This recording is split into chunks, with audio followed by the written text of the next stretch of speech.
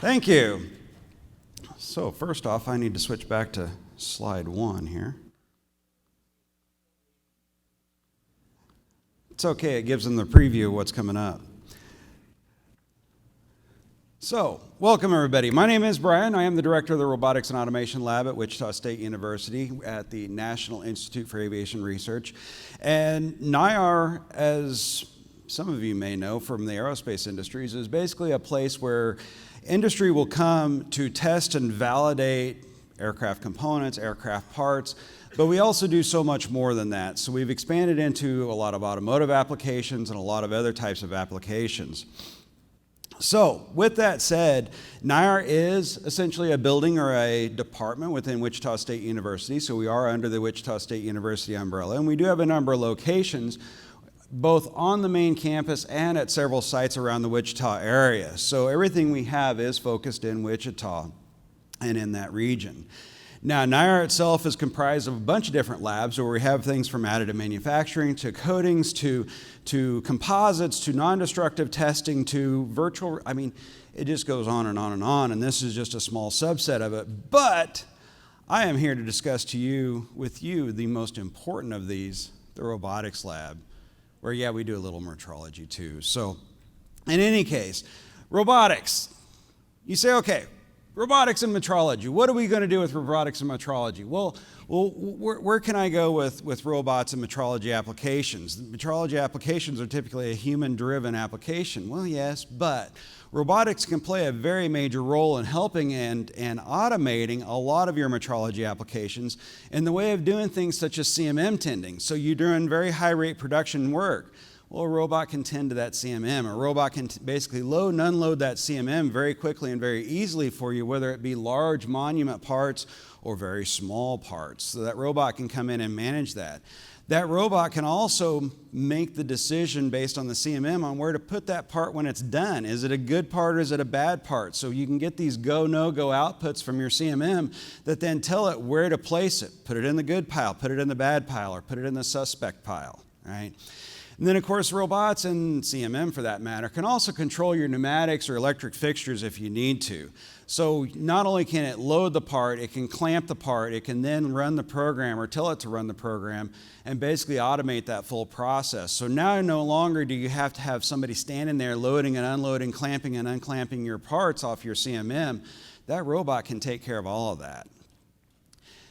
Now, you can also use robots when you're talking tracking and scanning. So now you say, wait a minute. Robots aren't accurate. We can't do that. Well, no. You're not relying on that robot for the accuracy. You're relying on that separate tracker. So that separate tracker, as long as it's accurate and calibrated and good, all the robot's doing is basically scanning it for you. So the idea of this is now you can have that robot run that scanner, run that motion, and you get very consistent scans every single time. So now we're not worried about whether it's my scanning technique or somebody else's scanning technique.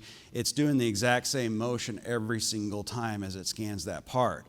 Also, when you start doing robotics and scanning, now you can start optimizing that. You can optimize it for speed, you can optimize it for orientation, you can optimize it for whatever parameters it is that you need to drive off of. And like I said, you get very consistent results every single time. There's also white light scanning, photogrammetry, other types of inspection processes that you can do inline, you can do as you go. Very, very slick and very easy. You also have tracker-based probing. However, every once in a while I get somebody who says, oh, I've got a T-probe or I've got a hard probe and I can use that with my robot, right? Yeah, you can use it once. After that, it's probably destroyed. You get one shot out of it, that's about it. So make sure you have a touch trigger of some sort. Make sure that you've got the proper equipment to put on your robot. So, any case. All right. You say, all right, Brian, I'm sold. I need a robot. This is great. What kind of robot do I need? Well, there's a lot of robots out there. There's a lot of different styles out there. There's a lot of different options out there. First and foremost, the one that's making the big waves in the markets these days is collaborative robots, and they call them inherently safe. And I put safe in quotes because depending on who you ask, robots are a machine. So a machine is never safe, but they can say that these are inherently safe to an extent. They are force torque limited, so essentially this robot can only apply a certain amount of force, it can only handle a certain amount of payload, it can only do certain amounts of things. And that makes them, in my opinion, very exceptional for carrying scanners, carrying tracking equipment and that type of stuff, mainly because they are limited and we can limit them back. They have a long reach to them, but they are slow. I say 250 millimeters a second in collaborative mode. That's a floating target based on the standards that we're working off of. But the idea is that they are not going to be as fast as what you would see at the traditional industrial robot. That's okay. Nice thing about them is they can be configured not to completely destroy your scan head. You can set down your payloads, you can set down your forces to where, yeah, if they bump, if they touch, they're not going to wipe it clear off of there. You might still want to rerun a calibration on it, but it's not going to completely destroy it. The other nice thing about the collaborative robots is they're becoming very, very easy to program. So you can program them via demonstration where you could say, hey, you're going to move to point A and capture that point. You're going to move to point B and capture that point. You're going to scan as you go along there. You're going to do this type of motion as you go. So they become much easier to program, and you don't have to worry about doing all this very technical offline programming or doing all the teach-pendant programming. Other nice thing that I find about them is you can mount them to your metrology stands. So you've got a Metrology Works or a Brunson stand, something that's already there in your shop. I can mount that robot to the same thing. They're lightweight. They're in that 50, 60, 70 pound range, which, yeah, it's a little bit heavy, but I can still put it on that portable stand and I can still move it around the shop. So basically now the robot can move to my parts rather than me trying to bring the parts to my robot. They can also be programmed via force control, and force control basically allows me to grab the end effector and then start dragging it around and essentially create my own paths out of it, not necessarily just a single point-by-point motion as we go through there. Now, collaborative robots, I call these excellent for use in crowded or near human areas. Again, they start off somewhat safe. Now, does that mean that we want to throw a robot in the middle of a crowd and let it go crazy? Not quite. But they are a lot closer to that than a traditional industrial robot. They are good for very low volume, high mixture environments. They're easy to reprogram, they're easy to repurpose, especially when you start putting them on those portable stands. You can then move them from place to place to place as you need to. But if you do have those 50s, 100s that you need to inspect, that robot is relentless. It will do it over and over and over again and give you the exact same results over and over and over again. The collaborative robots do have a lower cost of entry. They are typically a cheaper robot. They are less expensive. So a lot of times that makes them very easy to bite off and say, okay, yeah, I'm going to invest in a robot. We're going to get started with this. So I'm not going to be spending several $100,000 on a robot. I'm going to be spending a much lower amount. And then, of course, with your force programming, where you can grab that end effector and start dragging it around and teaching the motion, well, now you're a metrology expert that says, hey, I need to scan this a certain direction, or I need to scan and have the scanner in a certain orientation. That person now becomes your robot programmer. Your robot programmer basically sets up the template of scanner on, scanner off, and some of the other features that go with it. But then I grab my metrology expert and say, okay, show me exactly how it is that you want this scanned. And they say, well, I want it positioned this way. I run it around along here, and then I want to switch over, and I want to, boom, you've got your robot program done. And then all you got to do is tell it to replay it. Again, since we are working with robots, now we can tend to parts and scan and inspect at the same time. So now we can have this much more versatile type of system. Now, your industrial robots are great. They're big, they're powerful, but they do require a lot of safeguarding, right? Now you're back to the traditional robot that doesn't just hurt the finger, it takes the finger, right? Now you've got something that's big. And nice thing about them is they can handle large parts, they can handle large equipments, 800 plus kilograms these days. That's not a robot, that's a crane. It's okay. And they are very fast, right? A lot of your industrial robots, they can easily run upwards of 7 meters a second, which is just ridiculously fast speeds. But what that means is that you can scan parts very quickly, you can do very fast things with them.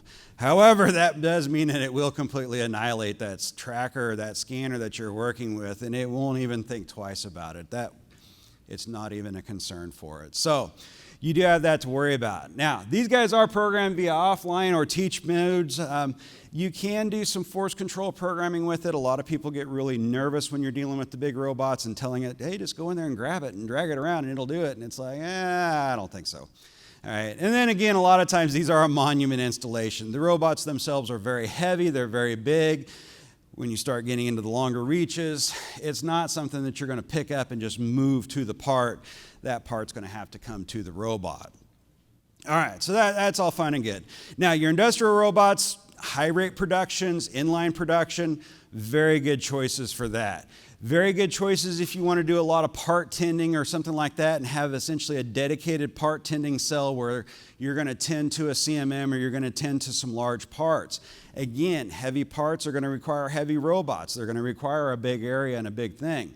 Also, when you have a lot of complex motions, twists, turns, really crazy things going on, a lot of times your industrial robots where they'll have a central pivot or a wrist on them are a little easier to manipulate and a little easier to get into those tight spots versus doing the other things. And like I said, they're good for large stuff. When you're doing big things, collaborative robots just don't have the payload to them, mainly because, again, we try to make them safe for you and me to work around. I don't want to work around a robot carrying 100 kilograms. That's a little too heavy.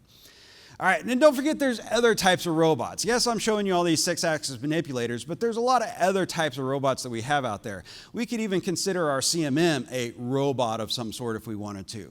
Why? Because it can be reprogrammed, repurposed, very simple. But you can do simple gantry robots. You can have it do robots on gantries. You can have your 3-axis robots. There's a lot of different things.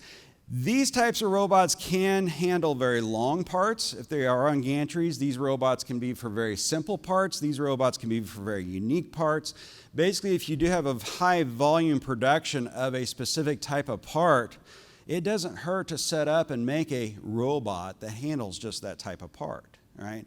You'll find that you get a lot of savings in that. You say, okay, Brian, wait a minute. We're here to talk about Polyworks and robots, and I haven't heard anything about robots and all this stuff. Well, all right. Polyworks doesn't have built-in robot controls. I'll be honest with you. There is no robot button inside of there, hopefully yet, all right?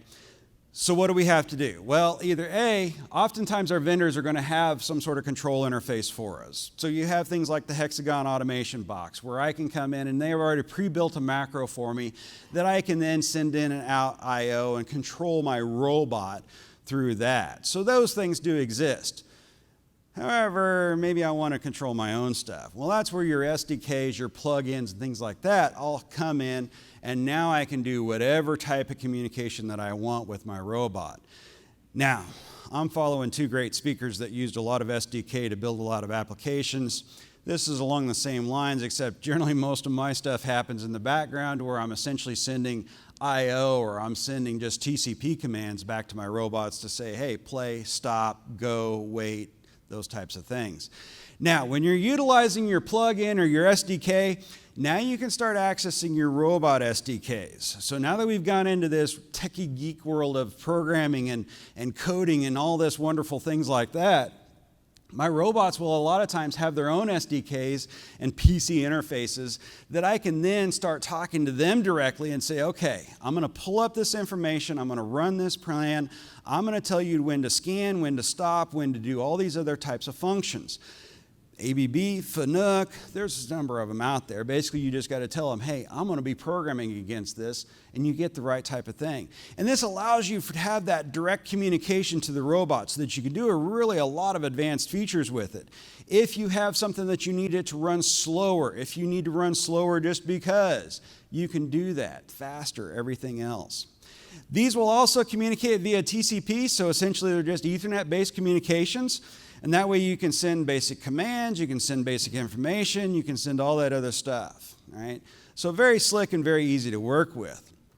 Now, since you are using the SDK, you could communicate directly with a PLC. If you say, no, wait a minute, Brian, I've got this automation cell already set up, and I want to talk to my Allen Bradley PLC, or I want to talk to my Siemens PLC. Since you are using the SDK, you could go that route, right? There are native drivers that handle that. There are third-party PLC drivers that handle that, such as Advanced HMI. That's a free open source type of application that I could use. So there are options for me that if I do want to use and talk to my PLC directly, I can do that. You can also talk to OPC servers. Again, since we've tapped into the power of the SDK to where we're essentially saying, hey, I'm going to tell Polyworks to do these things. I'm going to tell my robot or my OPC or my PLC, it doesn't matter, to do these things, I have that control, right? Additionally, I don't want to forget different types of PC-based controls. Anymore, we're in this Arduino world and this Raspberry Pi world of being able to have these very simple USB, these very simple applications that we can do simple I/O type of functionality. When we start talking robots, we don't have to talk some extremely difficult, extremely hard to work with applications. We can start talking about these simple I/O handshakes of go, stop, go, stop. Are you there? Yes. Are you there? No. And we can do this simple type of I/O. So even going down to USB-based I/O or PCI I/O or Ethernet I/O, we can do those types of things and get communication with those robots. And all this is doing is basically making it easier for me to run and execute those measurement plans and run and execute my analysis. So with that said, remember, there's a whole package that's involved with this. You've got your Polyworks, you've got robots, you've got your SDKs, but this does not mean that it just magically all works, right? So you still need to have your CAD, you still need to have your measurement plan, you still need to have somebody there to program the robot or somebody there to teach the robot. It's not going to automatically do that. Now we're seeing some very incredible things when it comes to CMMs to be able to come in and automatically program that CMM. Robots could be the next big thing because, again, we can be coming in and scanning that part automatically. We could come in and touch trigger that part automatically because, to be honest with you, a robot is just a 6-axis CMM that's not very accurate, that we rely on external guidance or external things to control that accuracy. All right? So you say, okay, Brian, well, what role does NIR play? You're with Wichita State University, which means all you do is teach, right? Yes, WSU is a 4-year degree university. They teach all different types of things, but no, not really, because NIR itself, the group that I work for, we're basically applied R&D people. We're not academics. I don't teach. I'm not tenure track. I'm not that smart, right? We focus on applied projects and applied R&D work where if you're in the TRL, MRL levels, basically it's 4 type plus, right? It's not up to me. I always tell people it's not up to me to figure out a new robot. I'm going to go and get a Kamau, or I'm going to go and get an ABB, or I'm going to go get somebody's robot and then integrate it in.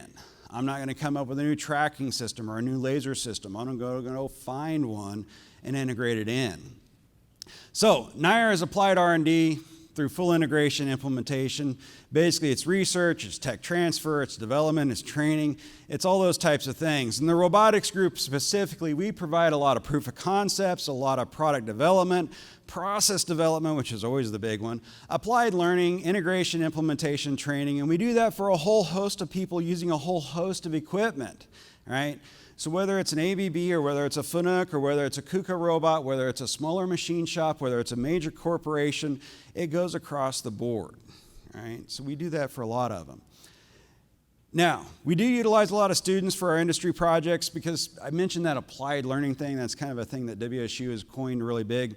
So we do end up using a lot of students for our projects, and basically what that does is that takes a student, that takes somebody that's trying to get their degree, that's a 1st, 2nd, 3rd, 4th year student, and basically gives them a real job, so to speak, but gives them industry-driven projects to work on. So these are projects that have deadlines. These are projects that have things. This isn't your senior design project where you're just getting a grade.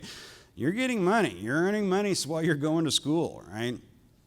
And then, of course, what that does is that provides industry students that have this experience, that have this concept of deadlines, that have this concept of this is what it takes to make a safe program or safe robot or a safe system, and go from there. And of course, that basically brings your onboarding process from months to days, right? Because they've already got a lot of that knowledge. They've already got a lot of that information. And like I said, we will do full integration and implementation. So the NIR Robotics Lab will actually provide these turnkey applications to where somebody comes to us and they say, hey, how do we make this work?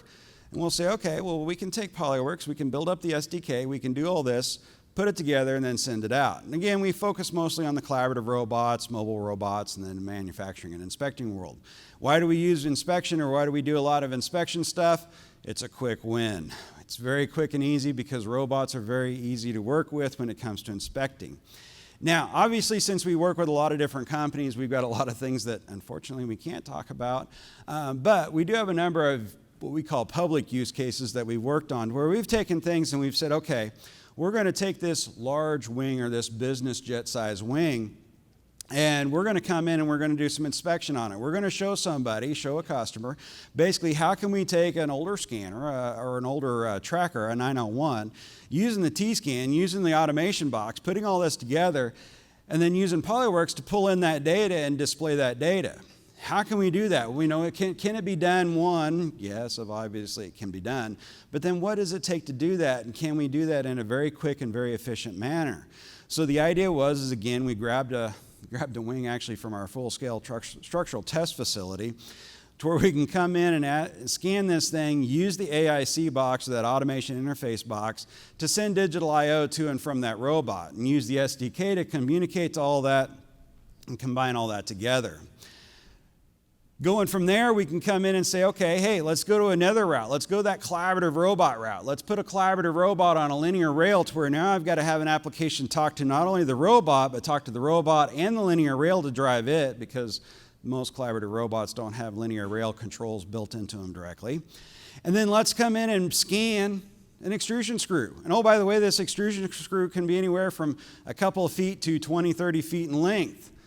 Oh, okay, that's not a problem. So now the idea is coming in using Polyworks, using Metroscan, using the linear rail, using all these tools together, we can basically now say, hey, let's not do a physical I/O to the robot. Let's handle the I/O through Ethernet, right? Through the TCP communications. So now we can come in and have that robot communicating directly with my application, communicating directly with Polyworks, basically able to send those information back and forth directly to that, so we get a very simple and easy to use program. So now we can come in and program these extrusion screws very quickly, very easily. We can interrogate the model and know how big or how small it's going to be. We can provide those offsets to the robot, so the robot says, hey, I know I'm scanning a cylinder. How big is the cylinder? Well, it's going to be this big. And then we can come in and go that. Of course, that data then gets pumped back into Polyworks to where now they get heat maps right away that they can see. Are we good? Are we bad? Is there something I need to go back in and look at a little bit closer, a little bit more accurately? All right. And then some things we've got coming up. Of course, move, measure, correct, and doing inspection is always a big deal, or doing drilling is always a big deal. So basically with this, we're looking at utilizing an ABB robot, using a 960, using Tmax, and then of course using the Polyworks SDK to where I can come in, basically move the robot to where I think it should be, measure that position, figure out the deviations from where it should actually be to where it is, and then send that information back to the robot. So again, we're talking Polyworks, we're talking to the robot, we're talking to the tracker, we're talking to all these things simultaneously and transmitting all that information back and forth.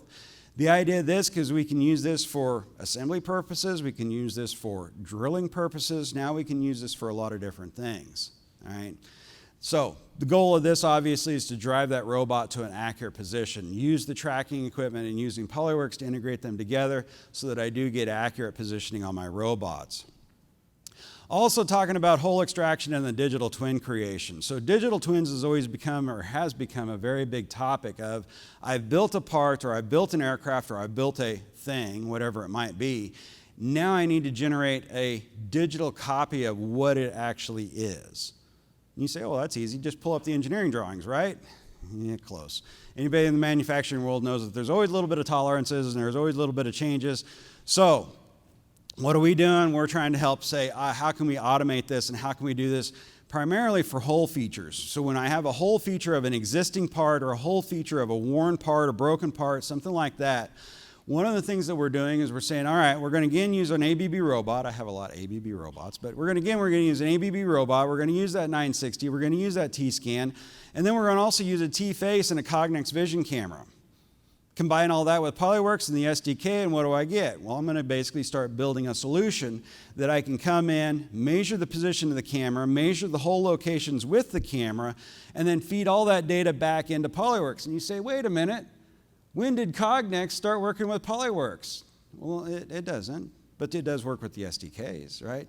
And again, once you start using those SDKs, now you can start automating those things that previously weren't able to be automated, or you can start pumping in information that previously wasn't able to be done. Right? So all that information gets fed back into Polyworks. That way you have a single source of information, you got a single source of location for all that information, and now you can come in and find out where all these unique holes are. You can come in and find all that information, store that as part of this historical data record of the digital twin for that specific part. Very good stuff. Very good stuff. All right, so in conclusion, because I know I'm what's standing between you and lunch. So, in conclusion, although it's not natively supported, although they don't have a robot button inside of Polyworks just yet, you can do it. It is achievable. It is achievable, and it's really not terribly hard. One, there's the third-party automation boxes, interfaces, plugins that companies will build and make for you and have them readily available, so it makes it very easy for you to work with. But when you run into those programs or when you run into those applications or those situations that they don't have the features that you need, you can tap into their SDK and you can tap into their .NET or C++, whatever it is you want to utilize, and then you can start writing in some of your own functionality to say, well, they don't have the option for this, however, I want to use Polyworks to measure a point, then send it to my robot, and then you can do all that, and you can do all that with your SDKs. So with that, I thank you. Go from there.